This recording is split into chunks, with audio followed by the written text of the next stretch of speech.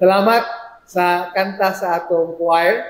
Last Sunday, nag-isgot kita may tungod sa direct na implication nga ni kanato sa pagkabanhaw sa atong Ginoo. Nag-isigutan nga, maingon nga ang Ginoong Hesus nagpamatuod ngadto sa iyang mga tinunan nga siya buhi gayon, ug ang iyang puyo mao nga ngano nga iyang gipamatudan, ngano nga siya buhi gayon because He wants them, ang sa mga tinunan. Gusto sa atong Ginoong Hesus nga mo-witness ang iyang mga tinunan ngadto sa uban sa ilang nakita ug nga sinabi. Si Jesus nga, kamo maong mga saksi nining mga butanga. Otong iyang gi-convince gyud ang mga tinunan beyond reasonable doubt na siya nabanhaw gikan sa mga patay. Unya atong gisigutan pod nga ingon nga kita karon nakadawat sa pag-witness sa mga nakadawat ug mituo sa mensahe. Diyan ang uban nakadawat mituo nya sila nga mituo istorya pod nya kita nakabati ta atong nabatian nga adunay mas labaw nga katuyuan sa kinabuhi kaysa atong naanan lamang dining kinabuhi. Ato tong disgutan last Sunday nga kita pod karon naapod tayo responsibilidad sa pag-witness ngadto sa uban nini ang kinabuhi. Ang ato tong gamit nga term last Sunday nga dabatun isinas. Kita na hing dawat ron kanang pasapasa ba? Dabatun isinas. Kana kon mituo ta. Kay di ta mo tuo, okay lang. Di ta mo pasa to sa uban kayo sa boy to ipasa, wa ta mo to. Pero kung mituo kita, it is now our turn. Kung mituo kita nga naay mas labaw pang katuyuan ng kinabuhi kaysa atong naandan lamang nini kinabuhi, then we should know na kita na po ang adunay role sa pagpakigbahin nini kinabuhi nga to sa uban. Unya, if you will remember last Sunday, ato kung gitapos ang atong malandong with a challenge. Yung kuanag, will we be faithful? Magmatinud-anon ba kita sa atong role sa pag-witness, sa pagtugan nito sa uban na ang pagkabanhaw sa atong Ginoong Hesus is not just about Jesus rising from the dead, but it is also about us rising with Him. Nga adunay bag-o nga kinabuhi, adunay bag-o nga katayuan. Mo na ito hisgutan karon. We need to see life through the risen Christ. Na kini nga ito pamalandong ato ning isuka diha sa John 11:25 nga ato nang gihisgutan sa daghan nga panahon.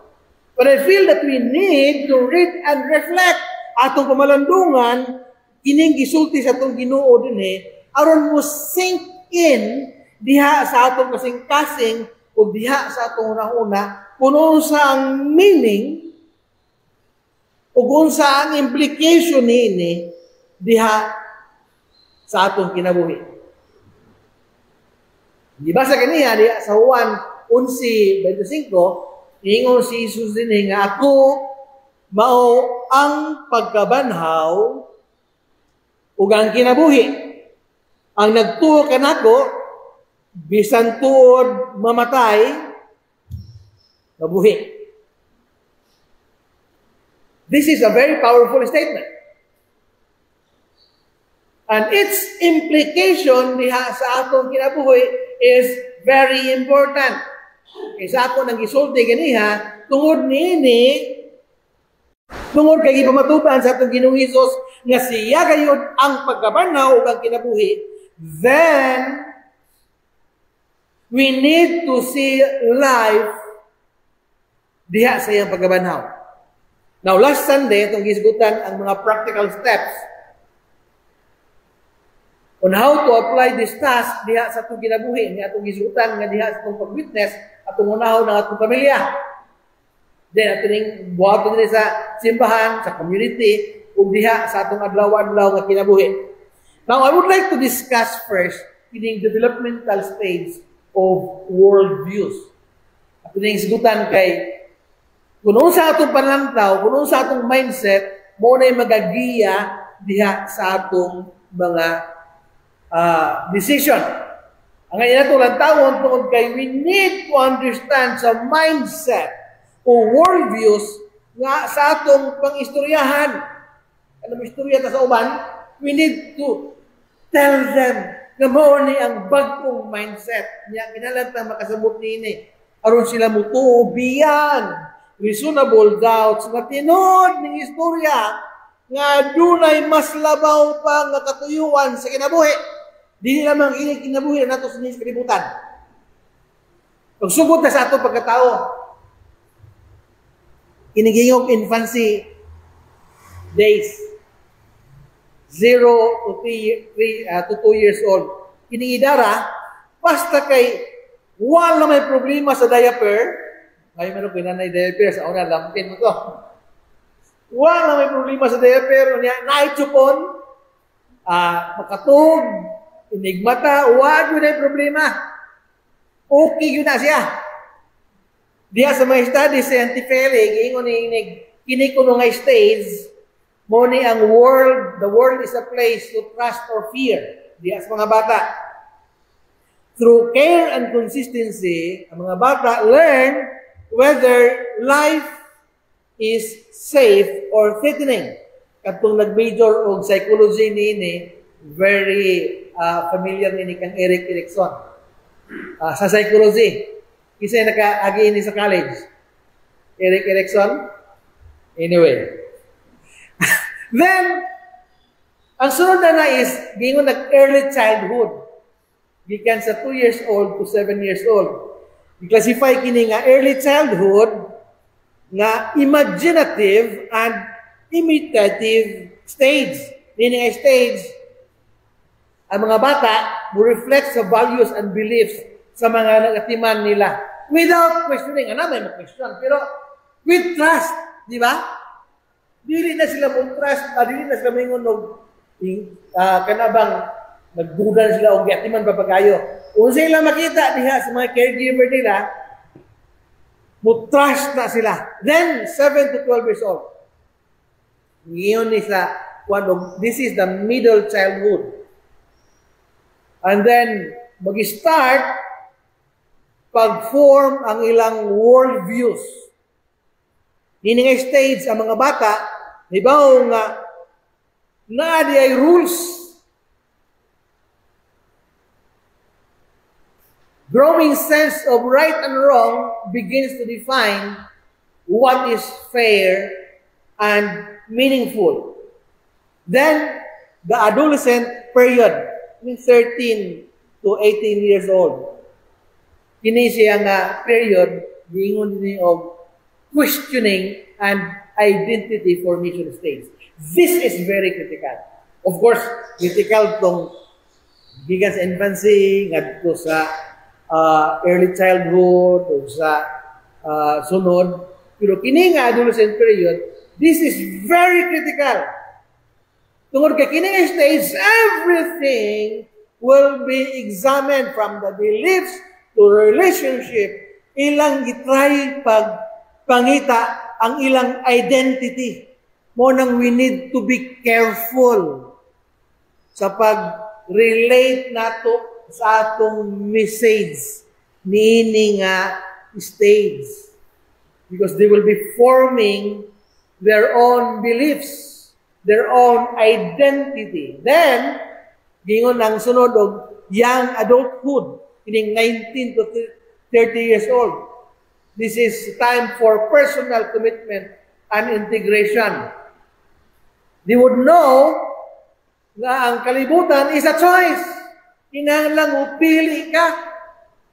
Upili ka sa imong kurso, upili ka sa imong uyab, upili ka kung sa kinabuhi nimo. Decisions now will reflect personally held convictions, not just inherited ones. Appeal ng istorya sa mga parents, ni dali-dali nga mo 2 oras istorya sa parents because there are other influence, peer influence is very strong in it. Unang asawang kanang experience sa akong mga kanakan, pag-abutin nga period, ay nalang kinito ko sa Cambodia, di na ko mo pressure nila because I have to let them make a decision for themselves. Now, of course, ang adulthood, mo ni maturity and application. That is, application sa ilang na-learn, sa ilang pagkabata. This is now the time when the person knows that the world is responsibility. Dili lang di ay lingaw-lingaw lang, kundi natay responsibilidad. Ang ilang mga worldviews mo ang pag-shape how they will lead as a parent, how they would serve, and how they would leave a legacy as a person. But you know what?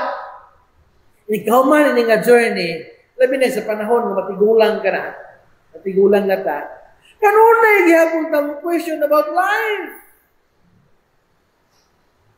Questions about life will continue to challenge us. What is the meaning of life?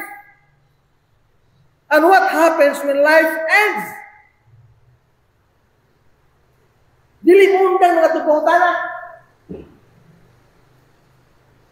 Because no matter what are the things nga atong na-discover sa kinabuhi, we will continue to find that there are things that we do not know.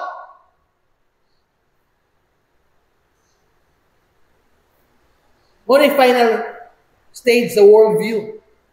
So diha sa atong Kristohanong pagtuo, we need to see life in its real substance, in its essence. We need to see life through the resurrection. Tungod kay ang kinabuhi diha sa pagkabanaw sa itong Ginoo, nasayod kita, nakita nato na ang kinabuhi dili muhunong sa lugnanan. Atong Ginoong Hesus nagapakita nga naay kinabuhi, luyo nini nga kinabuhi. Ingon si Hesus, ako mao ang pagkabanhaw, ang kinabuhi. Ang nagtuo kanako bisan tuod mamatay, mabuhi. I would like to emphasize ng ako ang kinabuhi. Tungod kay si Hesus ang model na tinuod nga kinabuhi. Si Jesus ang model na naghahatag og meaning sa kinabuhi. Diya sa kinabuhi ni Jesus, iyang gipakita ang tinuod nga meaning sa fullness of life. The fullness of life is dili ng daghan ta kwarta. We know that. Di ba? The fullness of life is dili ng buhat tag walay kun sa uban. The fullness of life is to enjoy its essence. Makita o masinati kini diha sa atong relasyon nga adunay compassion, adunay pagkamaluluyon, adunay purpose, o adunay kamatuoran diha sa mga sakripisyo.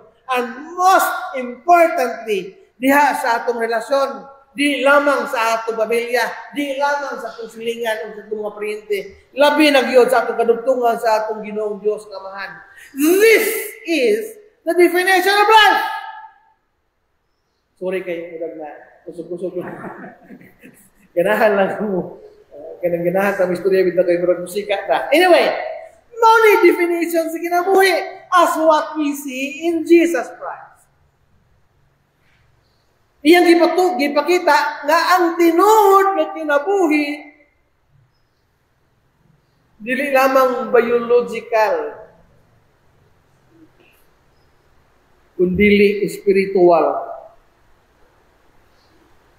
Kung labaw sa tanan, iyang gipakita nga tinuod gayud nga siya ang kinabuhi. He conquered death. His resurrection declared nga ang kinabuhi dili matapos sa lubnganan.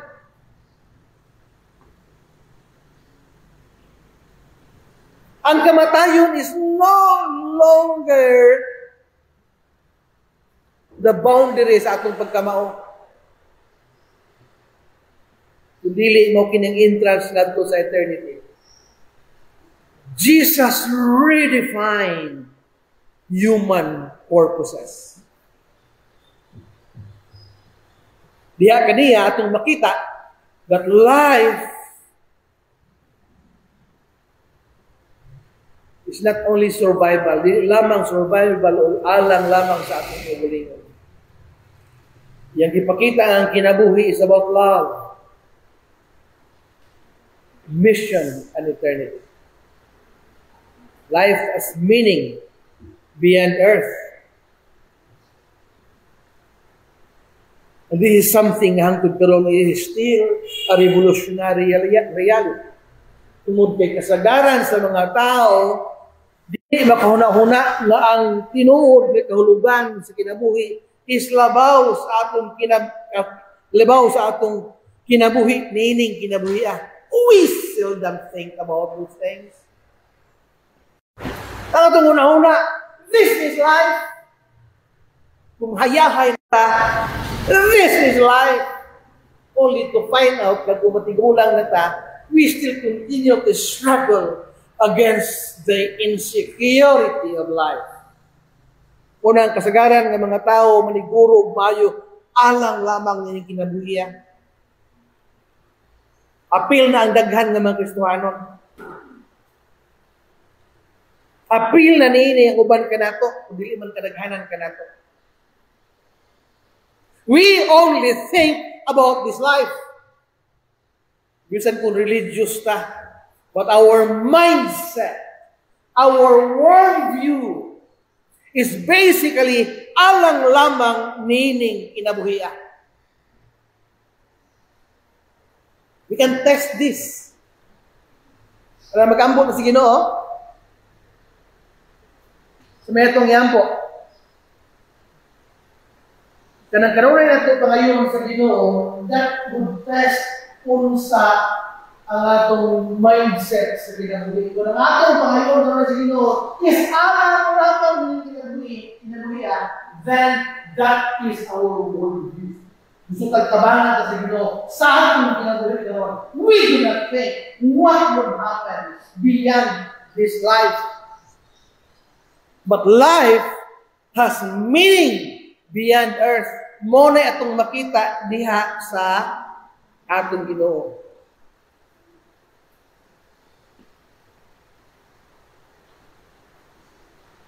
Kung ato ganing kamot is confined lamang sa standards of this world, aon sa ganing gibuhat sa uban, mo na ito buhaton. Ingon pa sa uban, mo man isulundon. Pandiha sa atong Kristohanon na pagpangalagad, we need to look at life from the reality nga ang kinabuhi dili lamang alang nining kinabuhian. Kung mao kini ang ato ang tindog tungod kay mituo kita. Mituo kita nga atong kinabuhi magapadayon bisan paluyon ning kinabuhian. Kini nga kinabuhi nga atong makita diha, o kini nga kinabuhi atong makita diha sa kinabuhi nga gipakita sa atong Ginoong Hesus.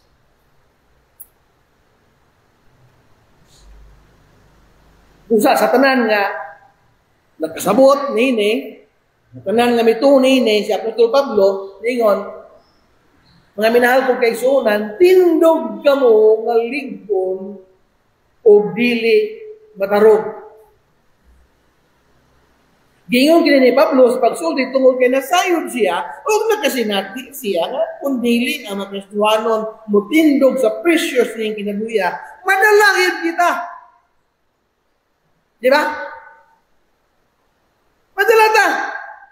Ilabi na po ng atong mindset, ang atong worldview alang lamang ning kinabuhiya. Does it speak to us? Ipadayon si Pablo sa pag-ingon, pagkugi ka mo kanunay.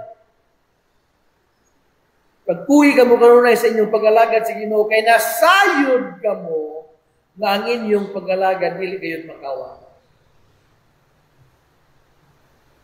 Kita nga mga hamtong na, if you know that life is a choice because of responsibilities ahead. So, ato magpapamandungan, if we are aware na kining kinabuhi, dili ni duling hayaw lang. Kinabuhi is, nikadag po nato responsibilidad. So may itong buhaton sa itong mga anak. At yung paningkamutan nga i-train ng atong mga kanakan nga, makasabot sila, they will understand and internalize nga ang realidad, mga dili, lingaw-lingaw lang ang kinabuhi. Eh kung dili sila makasabot nini, luoy sila kayo. So maniguro ito pa kayo. And you know, diha sa ito pagpaniguro, we also need to analyze, to act in wisdom kung saan natin sa pagpasabot kanila. Motong hong gipresent kanila ang various stages of worldviews. Eh kung dili sila makasabot sa atong intention, makawang na kayo ng atong mga pagpaningkamo. So diha sa atong pag-explain o pag-silsil o mga values nga ito kanila, ang sabay ito himoon. When we know that life is not only responsibility, but life goes beyond the responsibilities of this world. So may tuhimon, my son. Shall we use the same style of the world? Kuntisay, panindutay, pinugsanay, uunsa pa'y itong makita ang atong naandan sa kalibutan. What do you think? Well, we know nga ang tanan ng mga butang, nining kalibutan na is lumalabay lamang. Apil na ng ato mga styles. If we continue to adopt the world views of this world, we will always have that feeling of insecurity. Tungod kay mas nasayod kita, kung unsay, wa ta masayod unsay nga mahimong resulta sa atong pagpaningkamo. But we should not live in fear anymore, but in hope and boldness. Baka maginusara, diha itong kinabuhi. Diha sa itong Ginoong Hesus, before siya milakaw, ingon siya, habubiyaan, pero di mo na ako ubiyaan ng ilo. Tagaan mo na ako sa balang espiritu. You should not live in fear anymore, but in hope and boldness. In another letter of Paul to the Colossians, mingon siya, sanglit, gibanhaw naman kamo uban ni Kristo. Take note, sanglit, gibanhaw naman kamo uban ni Kristo. Meaning to say we have a new life. We rise with Christ. Yung si Apostol Pablo, tinguhaa ang mga butang nga tuwa sa langit, di naglingkod si Kristo sa iyang trono. Una-una ang mga butang langit mo, dili ang yutan. You know, this is revolutionary, di ba?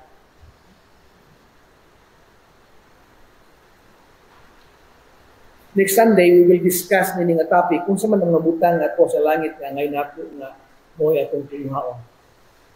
We'll try to clarify that.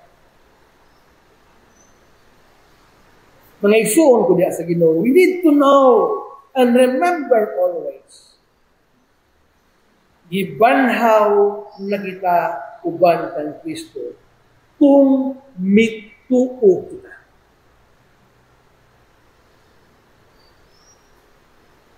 Remember that. Kung wata mo to, there's no need to come to the church. Why gamit man lang itong pangalingan ng simbahan? What mo to? But if we believe, we also need to understand this principle. This reality na kitag-ipanhaw na uban kang Kristo. Ang atong pagtuo nga si Kristo na banhaw gikan sa mga patay, dili ini kay religious beliefs or religious rights lamang nga atong balik-balik kung kinatuig aron natay i-celebrate. Kung naging last Sunday, resurrection event is real. Ug ang pagkabanhaw sa atong Ginoo dili lamang alang kaniya kundi apil kita niini nga mga mituo kaniya. Gibanhaw na usab kita uban ni Kristo tungod kay mituo kita niini. Ang atong pagtuo nagpasabot kini nga we need to adopt a new mindset, new worldview. Ang atong worldview dili na lamang kutob ining kinabuhi ara, kunili alang sa bag-o nga kinabuhi. Tungod nini, we need to desire. Magtinguha ta sa mga butang nga atuwa sa langit. Tungod kay mao na kana nga atong bag-ong identity. Our identity is eternal. Mo kini ang nabag-o diha kanato. I would like to discuss more, pero this media na. I can see you are still interested, pero next Sunday na ta. So, I hope that we will not miss the meaning and intentions sa atong pagsaulog of Resurrection Sunday. Today is the third Sunday of Easter. So we will continue to reflect Easter Sunday, Resurrection Sunday, in the following Sundays. And I hope that we will not miss the meaning and the intention sa atong pagsaulog niya. It is my prayer na kita nga tanan magkahiyusa diha sa atong pagsabot. Ang atong kinabuhi, iyan ni Kristo. Amen.